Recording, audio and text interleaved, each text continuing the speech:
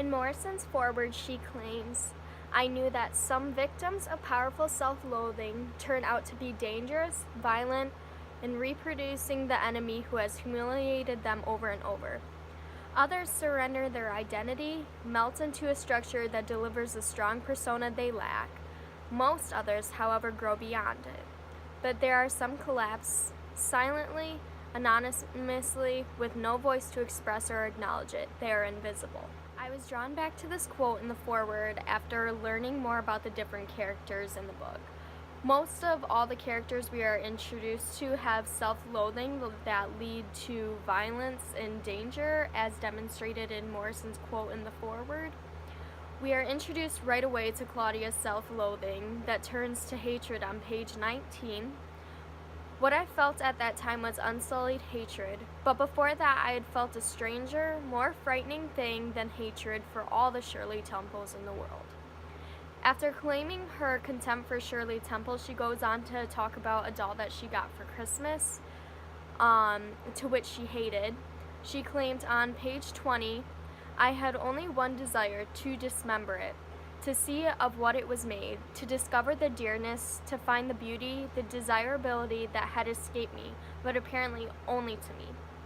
Her contempt towards these figures, Shirley and the baby doll, extend from self-loathing and jealousy. So this leads to the violence that Morrison had explained in her foreword by her dismembering the baby doll. Claudia took her frustrations out on the doll because she does not like the way she looks.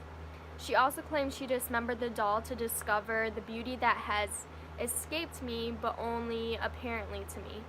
So this demonstrates an innocent confusion of the child, to which she was wondering how these features were blessed to the doll, but not to her.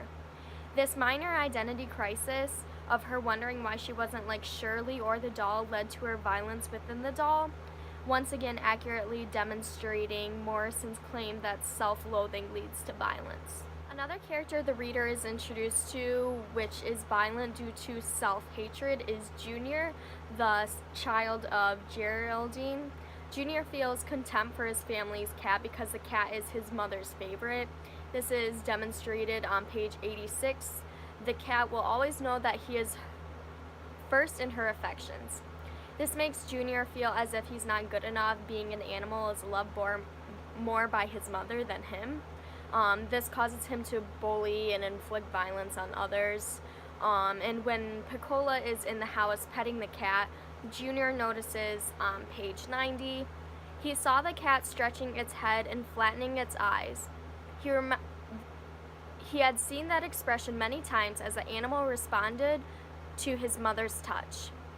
This reminded Junior of his jealousy of the cat, on how people loved the cat more than him, and this caused him to inflict violence due to self-hatred and in turn killing that cat, or not killing the cat, being the class couldn't come to a consensus on that. So this once again brings us back to Morrison's foreword, claiming that self-loathing can indeed inflict violence. This is where I'm brought to the part in the foreword that claims while other people turn self-loathing into violence, some collapse silently and are invisible. This is Morrison's claim that I connect with Piccola. While all these other characters turn their self-loathing into violence, Piccola remains more of an observer. When Maureen wanted to walk with them after school, instead of picking out her flaws, she got ice cream with her, and she actually did enjoy her company. And instead of hurting the cat with the blue eyes she so desired, she pet it and loved it. And while other people want to prove their worth using violence to maybe compensate for what they don't have, Piccola just merely hides in the shadows and deals with her self-loathing on her own. She treats the things she wants with a longing passion rather than with hatred. Piccola to me symbolizes the oppressed black people who don't have a voice, being she is so contrasted with being in the shadows and speaking with a whisper rather than being violent and being able to speak her mind. This contrast of how Piccola handles her self-hatred from the other characters really develops a sense of love I have for this character. I really connect with her and I feel for her, because even though I cannot relate in her situation, I still connect because I know me, I would be the one that's silent as well. The Immense character development by Morrison causes me to be able to connect with these characters in a way that makes me feel for the situation a lot more and makes me really interested to see where they are. And looking back on Morrison's foreword again and how people use their self-loathing and they deal with it in different ways, it helps further develop how different these characters really can be from each other, and it just makes the book a lot more interesting.